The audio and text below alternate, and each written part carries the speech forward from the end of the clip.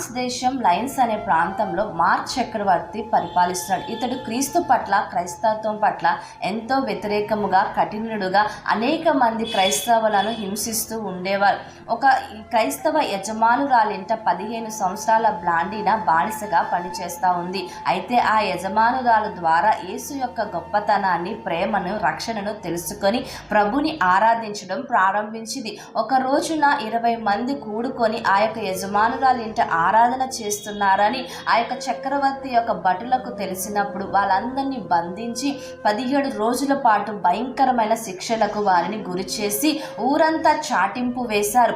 ఈరోజు బ్లాండీనాని ఒక భయంకరమైన మరణ శిక్షను విధిస్తున్నాం గనుక చూడడానికి ప్రతి ఒక్కరూ రమ్మని చెప్పినప్పుడు అందరూ ఎంతో ఆసక్తితో ఆ యొక్క మరణాన్ని చూడడానికి వచ్చారు. ఎందుకంటే ఆ యొక్క బ్లాండీనా 15 సంవత్సరాల చిన్న యవ్వనస్తురాలు, శక్తి లేనిది, బలము లేనిది. ఆ యొక్క బ్లాండీనాను తీసుకొచ్చి స్తంభానికి కట్టి బాగా ఆకలితో ఉన్న కొన్ని సింహాలను ఆమె పైకి విడిచిపెట్టినప్పుడు బ్లాండీనా దేవుడికి ప్రార్థన చేసినప్పుడు దేవుడు సింహాల నోళ్లను మూయించాడు. ఆ యొక్క సింహాలు బ్లాండీనా పాదాల దగ్గర దాదాపుగా సాయంత్రం వరకు కూడా మౌనంగా కూర్చోబెట్టారు. ఆ యొక్క ఇనప కుర్చీ కింద కట్టెలను పెట్టి బాగా కాల్చి బ్లాండీనాను తీసుకొచ్చి దాని మీద కూర్చోబెట్టినప్పుడు బ్లాండీనాకు భయంకరమైన వేదన గుండా గట్టిగా కేక వేసినప్పుడు ఒక కొమ్ములు గల దున్నపోతును ఆమె పైకి విడిచిపెట్టినప్పుడు ఆ యొక్క దున్నపోతు కొమ్ములతో బ్లాండీనాను పొడిచి పైకి ఎత్తి కిందకు పడేసింది. బ్లాండీనా దేవుణ్ణి స్తుతిస్తూ ఆమె ప్రాణాన్ని విడిచిపెట్టింది.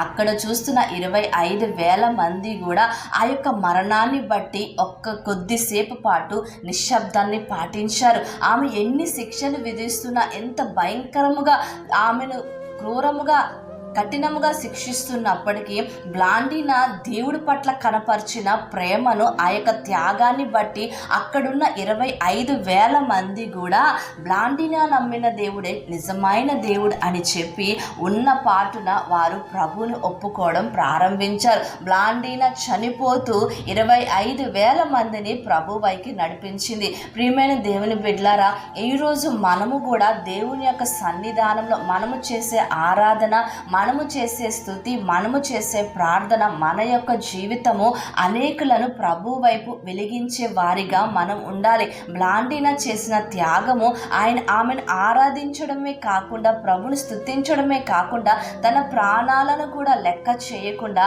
ప్రభు కొరకు ఆమె నిలబడింది. అది ఎంతో గొప్ప త్యాగముతో కూడుకున్న భక్తి.